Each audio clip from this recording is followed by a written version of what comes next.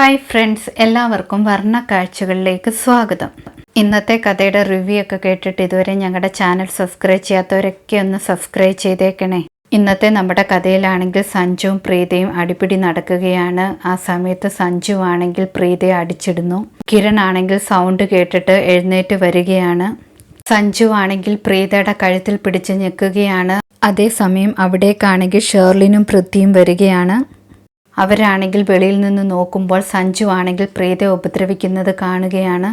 അതേസമയം പ്രീതയുടെ അമ്മയാണെങ്കിൽ ഒരുപാട് ടെൻഷനാകുകയാണ്. പ്രീതയ്ക്ക് എന്തോ സംഭവിച്ചിട്ടുണ്ടെന്ന് പറഞ്ഞിട്ട് മുത്തശ്ശിയോടും സൃഷ്ടിയോടുമാണെങ്കിൽ പ്രീതയെ കാണണമെന്നൊക്കെ പറയുന്നുണ്ട്. സൃഷ്ടിയാണെങ്കിൽ ഉടനെ തന്നെ ഒരു ഓട്ടോ വിളിച്ചിട്ട് നമുക്ക് അങ്ങോട്ട് പോകാം, റെഡിയായി നിന്നോളാൻ പറയുന്നു.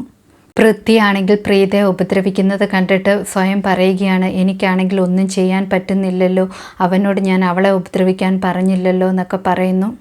ഷേർലിൻ അപ്പോൾ പറയണം, നീ ഭയങ്കര ഫീലിങ്സോടെ അവളെ രക്ഷിക്കാനായിട്ട് അങ്ങോട്ട് ചെല്ല്, എന്നിട്ട് അവളെ രക്ഷിക്കാൻ വരുന്നത് എല്ലാവരും കാണട്ടെ എന്നൊക്കെ പറയുകയാണ്. പ്രീതയെ സഞ്ജു ഉപദ്രവിക്കുന്ന സമയത്താണെങ്കിൽ ഒരു ബോട്ടിലെടുത്ത് സഞ്ജുവിൻ്റെ തലയ്ക്ക് പ്രീത അടിച്ചിടുന്നു.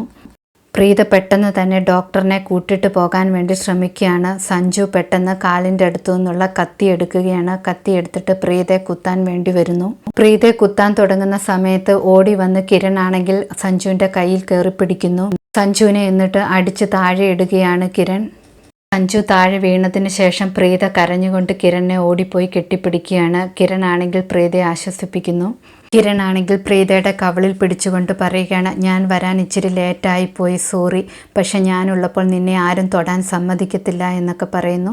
പെട്ടെന്ന് തന്നെ അവിടേക്ക് സമീർ ആണെങ്കിൽ എല്ലാവരെയും ഡോർ തുറന്ന് എല്ലാവരെയും കൂട്ടിയിട്ട് അങ്ങോട്ട് വരികയാണ്. ആരും ചോദിക്കുകയാണ്, എന്താണ് ഇവിടെ സംഭവിച്ചത്, ഈ ഡോക്ടർ എന്താണ് ഇവിടെ എന്നൊക്കെ.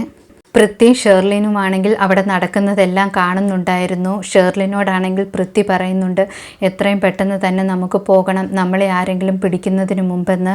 അപ്പോൾ പറയുന്നുണ്ട്, സഞ്ജു ആണെങ്കിൽ അവിടെ ബോധമില്ലാതെ കിടക്കുകയാണ്, മരിച്ചോ ജീവനോടുണ്ടോ എന്ന് അറിയത്തില്ല എന്ന്.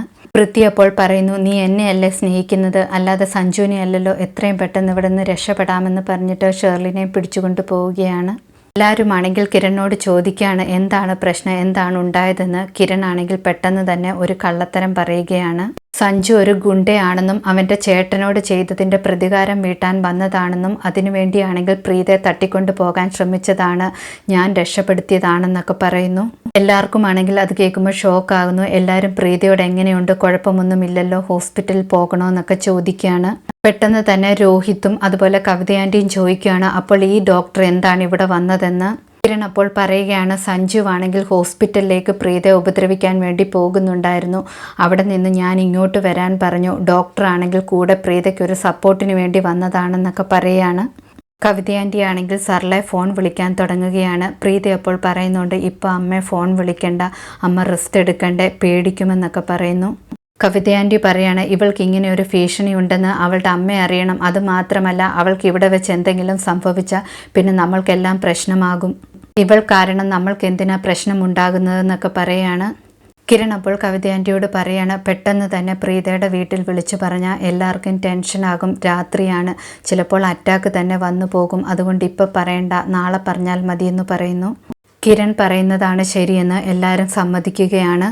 രോഹിത് ആണെങ്കിൽ പെട്ടെന്ന് തന്നെ പോലീസിനെ വിളിക്കാമെന്ന് പറയുന്നു. പക്ഷേ പ്രീതയും കിരണുമാണെങ്കിൽ അത് തടയുകയാണ്. കിരൺ പറയാണ്, ഇവൻ ഇപ്പോൾ ബോധം കെട്ട് കിടക്കുകയാണ്, അതുകൊണ്ട് ഇവൻ പറയുന്നത് എന്താണെന്ന് നമുക്കറിയില്ല, ബോധം തെളിയുമ്പോൾ അവൻ വേണമെങ്കിൽ പറയും ഞങ്ങൾ ആരെങ്കിലും കിഡ്നാപ്പ് ചെയ്തതാണെന്ന്, അതുകൊണ്ട് തെളിവ് കിട്ടിയിട്ട് പോലീസിനെ വിളിച്ചാൽ മതിയെന്ന് പറയുന്നു. രാധിക അപ്പോൾ പറയാണ്, കിരൺ പറഞ്ഞതിലും ശരിയുണ്ട്, എങ്കിൽ പിന്നീട് വിളിക്കാമെന്ന്. പക്ഷേ രോഹിത്തിനാണെങ്കിൽ സംശയം തോന്നുന്നുണ്ട്, കിരൺ എന്തെങ്കിലും എന്നിൽ നിന്ന് മറച്ചു വെക്കുന്നുണ്ടോ എന്ന്. രാധികയാണെങ്കിൽ പ്രീതയുടെ കയ്യിൽ ഒരു മുറിവ് കാണുന്നു. അത് കണ്ടിട്ട് കുഴപ്പമൊന്നുമില്ലല്ലോ എന്ന് പറഞ്ഞിട്ട് വിളിച്ചുകൊണ്ട് പോവുകയാണ് ഡ്രസ്സ് ചെയ്യാൻ വേണ്ടി. രോഹിത് ആണെങ്കിൽ ചോദിക്കുകയാണ്, ശരിക്കും എൻ്റെ റൂമിൻ്റെ വെളിയിൽ നിന്ന് പൂട്ടിയിട്ടുണ്ടായിരുന്നു, അതാരായിരിക്കും പൂട്ടിയതെന്ന്. കിരണിൻ്റെ അച്ഛൻ പറയുകയാണ്, അത് ഇവൻ തന്നെയായിരിക്കും ചെയ്തത്, സഞ്ജു തന്നെയായിരിക്കും, അവൻ ഇങ്ങനെയൊക്കെ ചെയ്യാൻ വേണ്ടിയായിരുന്നു അങ്ങനെ ചെയ്തത്. കിരൺ അപ്പോൾ മനസ്സിൽ വിചാരിക്കുകയാണ്, ശരിക്കും ഇവൻ നല്ല പ്ലാനിങ്ങോടെ തന്നെയാണ് ഇങ്ങോട്ട് വന്നത്, ഡോക്ടറിനെ പൊക്കിക്കൊണ്ട് പോകാൻ വേണ്ടി തന്നെ വന്നതാണ്. ഇതോടെ ഇന്നത്തെ കഥ അവസാനിക്കുന്നു. പുതിയ കഥയുമായി വീണ്ടും കാണാം. താങ്ക്